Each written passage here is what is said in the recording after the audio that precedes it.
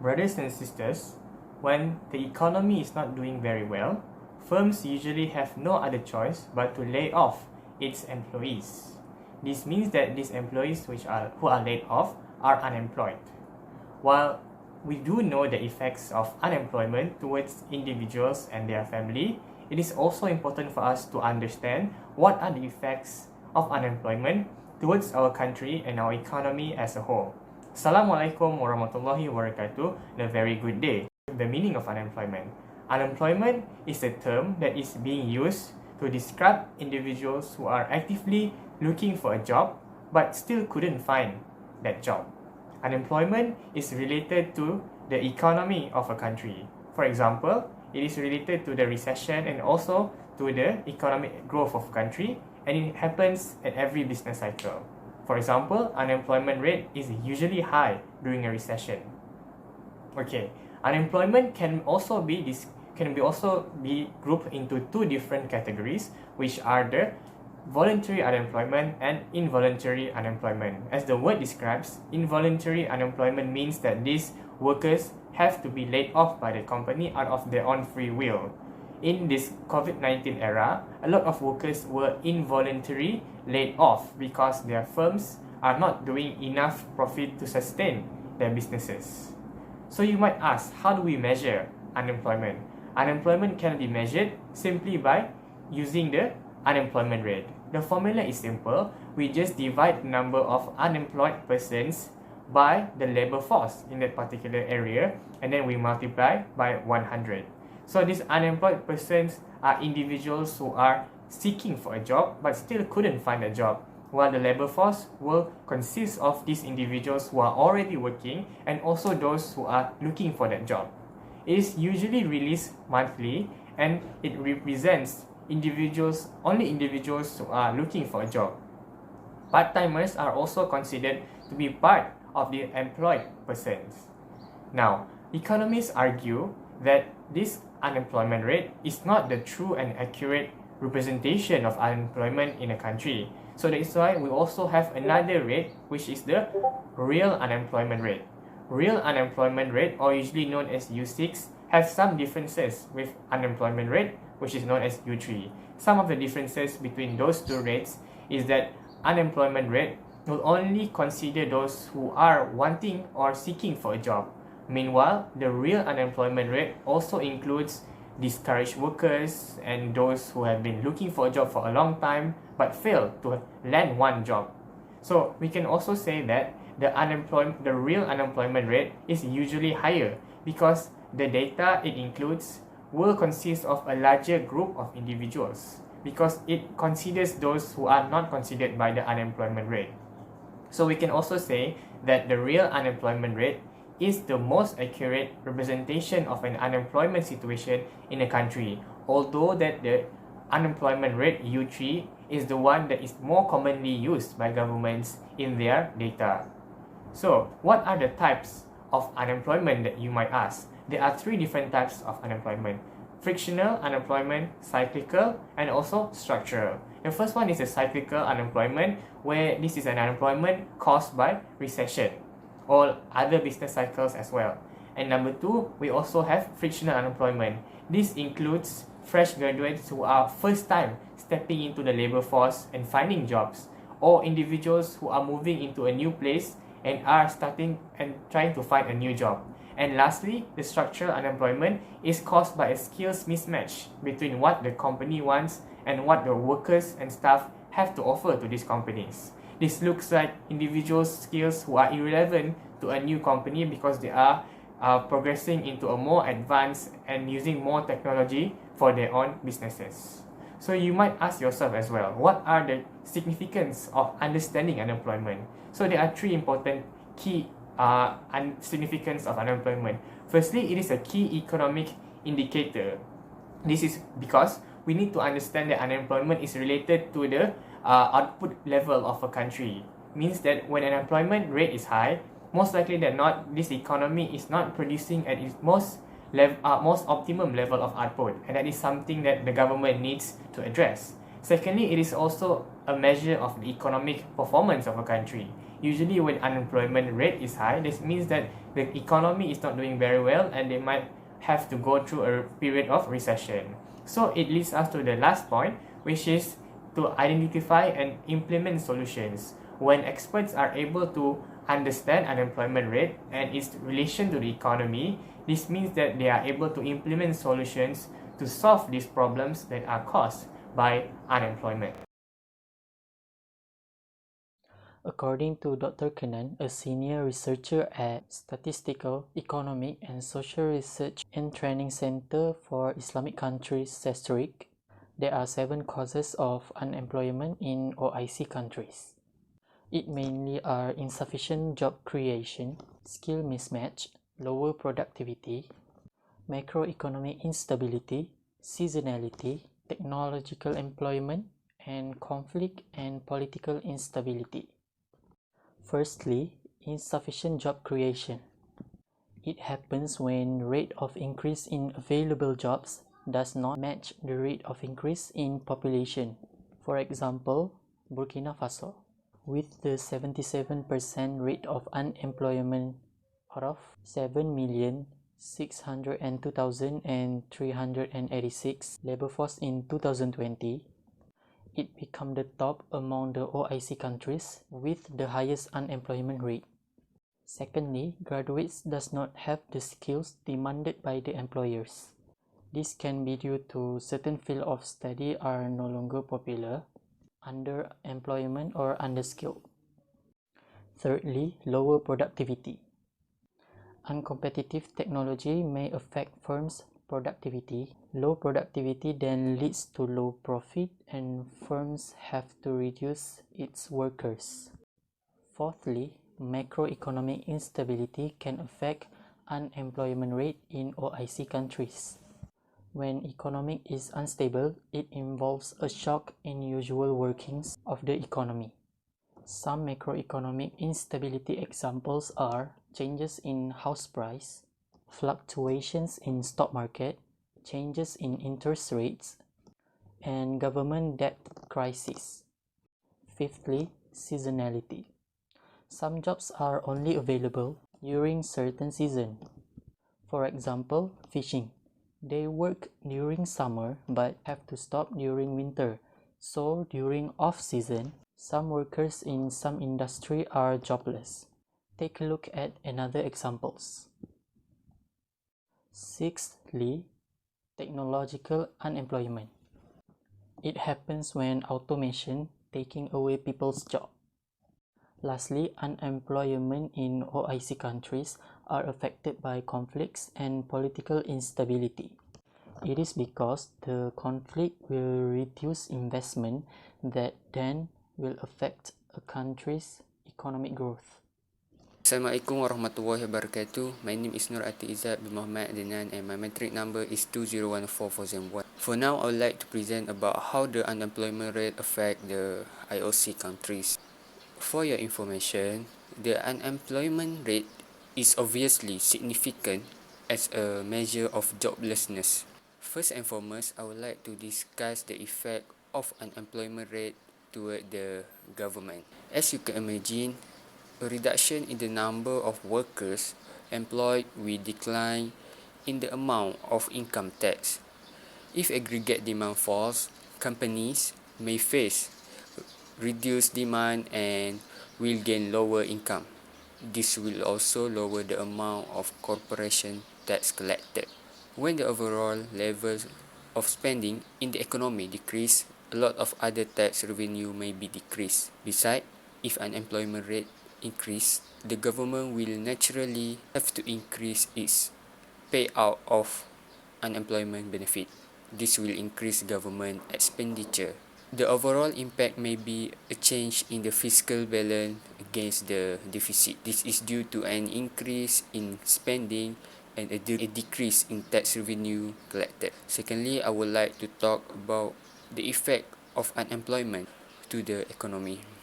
If unemployment rise, labor resources are underutilized, resulting in lower production. The economy will reach an inefficient point within its PPC, as shown by the shift from point Y to point X in the diagram. Reduction in spending will also produce negative multiplier effect, which will reduce spending even further when the economy fails to create enough jobs for all who are able and willing to work. Potential production is irretrievably lost. Unemployment above the natural rate means that society is operating at some point inside its production possibility curve. When unemployment exceeds the natural rate of unemployment, the GDP gap becomes negative, indicating that real GDP is less than possible GDP. That is because a smaller amount of production can be achieved when smaller amount of labor is employed. The higher unemployment rate, the larger the GDP gap. Next, an increase in the unemployment rate will make the burden of unemployment is unequally distributed. It is because some employees keep their job and income, while others are laid off and earn nothing. Thirdly, I would like to discuss about the effect of unemployment to the firm. Firstly, we must understand that the demand for normal and inferior goods seem contradictory. This is because the impact to firm depend on the kind of product they are selling. If they are selling normal good, then the demand should fall. And if they are selling inferior good, they should see the demand for their product rise. Also, unemployment will decrease production, expenditure, and purchasing power, and it will result in lower earning for company and the need for budget cut and workforce reduction. A firm operating in a high unemployment rate will receive a large number of applicants and face a greater pool of potential employees. They may be able to hire workforce at lower wages. Lastly, I would like to explain the effect to the individual. First and foremost is the loss of the income. After losing their job, they lose their income and thus likely have reduced living standard. For lower income earner, this may push them into poverty. For a lot of workers, their job is a source of identity, and losing their job could have psychological consequences as well. With no work and loss of income, social problems may arise as some turn to suicide, homicide, and mental illness. Domestic violence and substance abuse may also arise. If an individual is unemployed for a long period of time, their skill may suffer and will not remain up to date. This process is called descaling, and it has further implication and effect for the economy as a whole as well. Also, when people take jobs that are below their ability level, the economy's productivity suffer even more. Workers' capabilities and skill decline, resulting in loss of human capital. The economic growth also will be decreased. Furthermore, unemployment creates financial difficulty for people and has an effect on their life. When this occurs, consumer demand, which is one of an economy's primary driver of growth, will fall and potentially leading to a recession or depression. I think that's all for me, and thank you very much. Assalamualaikum warahmatullahi wabarakatuh. My name is Amir bin Amin Shafi. Now I will present the relevant issue for future of labor. The future of labor is being shaped by the rise of artificial intelligence in the workplace and the widening of the workforce to include both on and off balance sheet talent. The relevant issue here is the impact of technology on the quantity and quality of jobs. Okay, now first, technology and jobs. Current research emphasizes the disruptive nature of technological change, emphasizing the potential for widespread job loss. Future automation is unlikely to eliminate entire jobs. Rather, it will alter the types and number of tasks performed in most occupations. According to the World Bank, about 20% of jobs are expected to be lost entirely, while enough jobs may be created to compensate for technological unemployment. The realization of these opportunities would be contingent on employees being able to migrate to newly created jobs. Reductions in operational and transaction costs as a result of technical advancements, which can indirectly stimulate labor demand. Technological advancements may also result in the creation of new jobs such as those of a bank teller or a financial services advisor. Overall, technological advancement do not seem to have resulted in substantial rise in unemployment. Global employment continues to grow in lockstep with the labor market, lowering unemployment rate to 5.6% globally. The cost of digitalization have dropped sharply in emerging economies, but job destruction rates have actually decreased over time. Okay, next, potential for development. New technology can have an effect on the world of work in developing countries across new networks, which are automation and robotization, connectivity, and innovation. Major investments are needed for the automation of production process and the increased deployment of robots. Such projects could still unprofitable in countries with relatively low labor costs. The internet has improved connectivity, especially to international markets. This has strengthened the growth opportunities for countries that can take advantage of enhanced connectivity and supply their service from anywhere on the planet. Agriculture will also benefit from the automation and artificial intelligence, particularly as global demand for goods increase. Product advances, modern farming methods, and industry trends are all more accessible thanks to technology.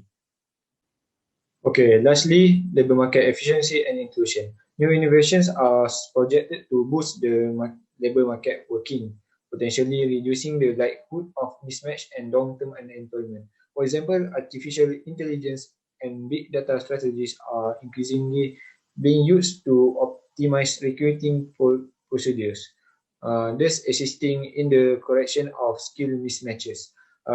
Automating parts of the recruiting process and improving hiring quality through standardized job matching will help boost labor market efficiency.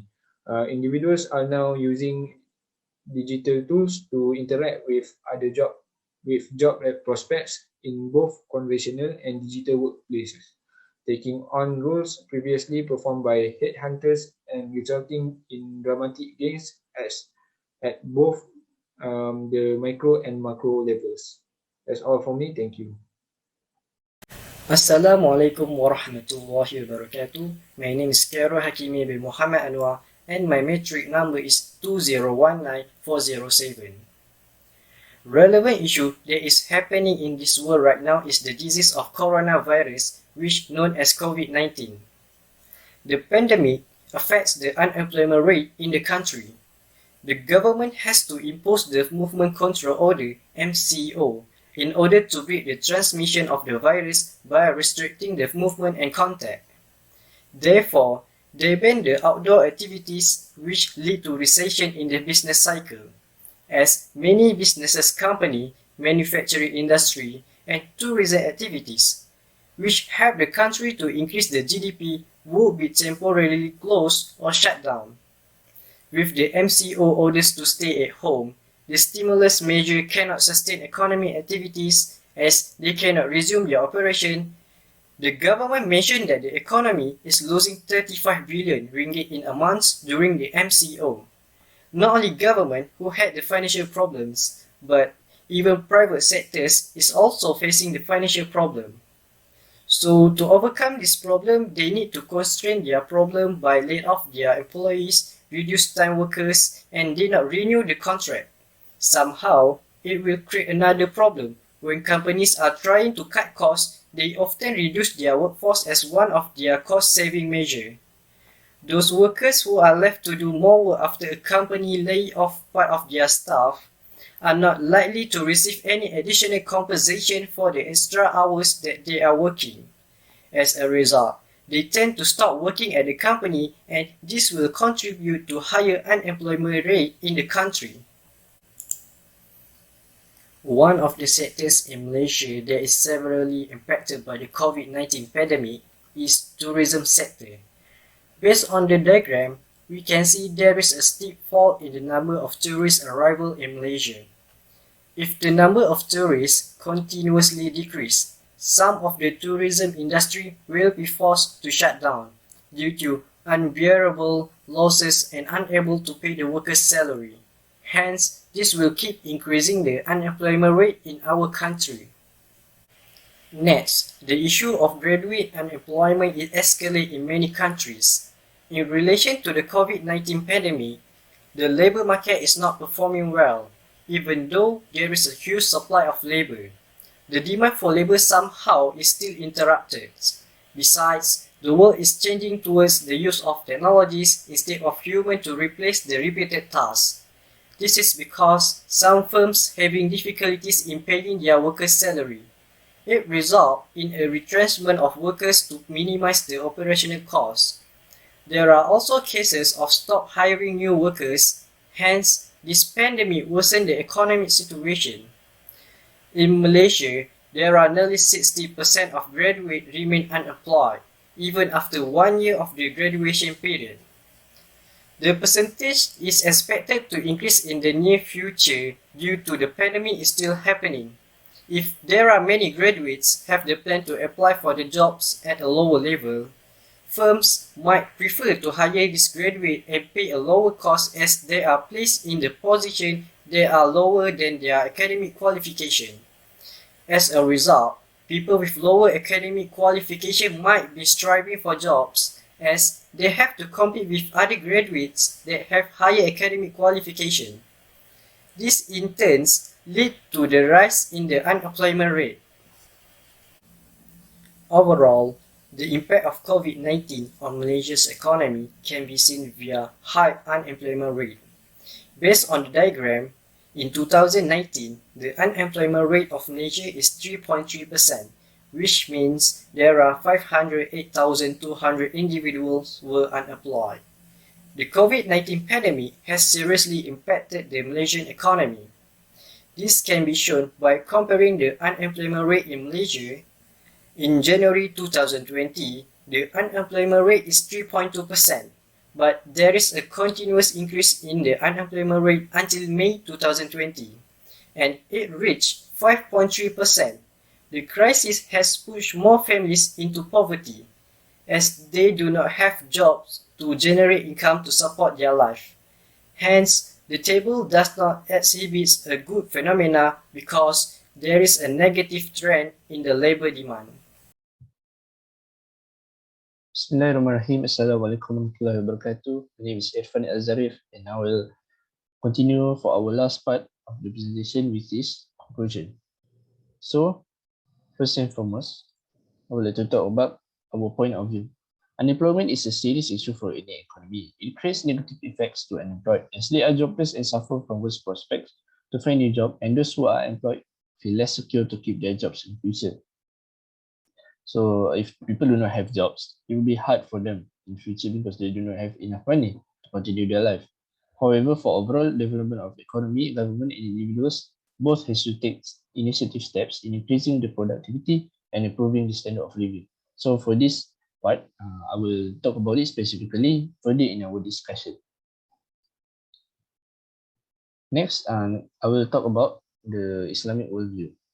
So sources from most jobs come from the prohibited things such as interest, riba, uncertainty, ghara, and gambling, maisir. So the goal of a Muslim is to not have any of this kind of prohibition at the place that they work at. So if these things are not fulfilled, then it means that they cannot take the job, even though the job is good, even though they already have the offer. So that's why many Muslims or some Muslims turn down the jobs because it is against the teaching of Islam. And then for the next part, Islamic economics does not seek to abolish private property, nor does it prevent individuals from serving their self-interest. This is because of the great emphasis in Islam on human brotherhood and socio-economic justice. So what this means is that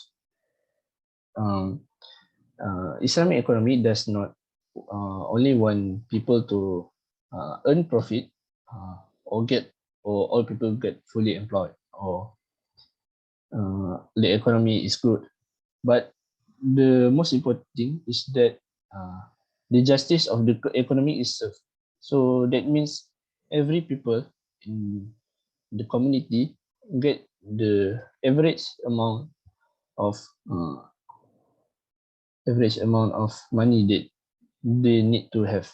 So that's why we need to make sure all of them are employed, and this is what we want to do to make sure that none of them are poor. Based on this ayah from the Quran, it stated that about how prohibition in Islam should be avoided.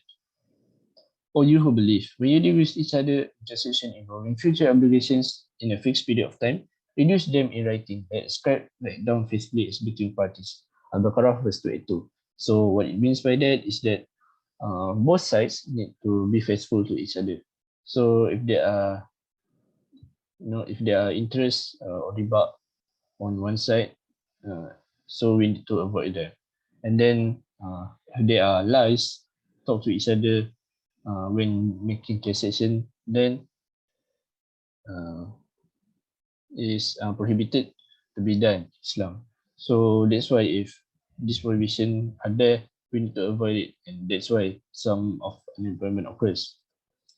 Lastly, I will talk about how to alleviate unemployment. So first and foremost, encourage entrepreneurship. So this mainly focuses on the government side.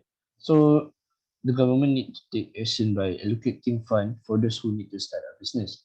So most of the startup business maker, they do not have enough money to start the startup. That is the main problem. Some of them already have the ideas and already have good projects for their business, but they cannot fulfill it because they do not have enough money. So they need to turn down the business, and then what did cause them to become unemployed. Next, create enough new job. So in a company, they need to make sure that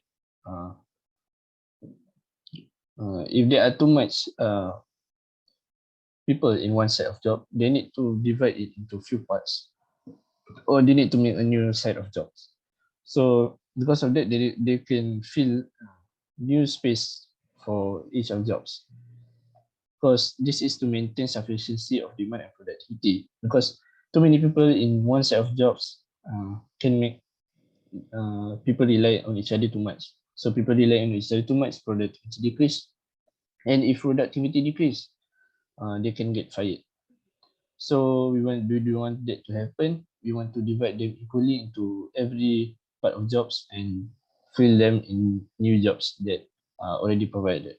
So productivity of the workplace can be balanced.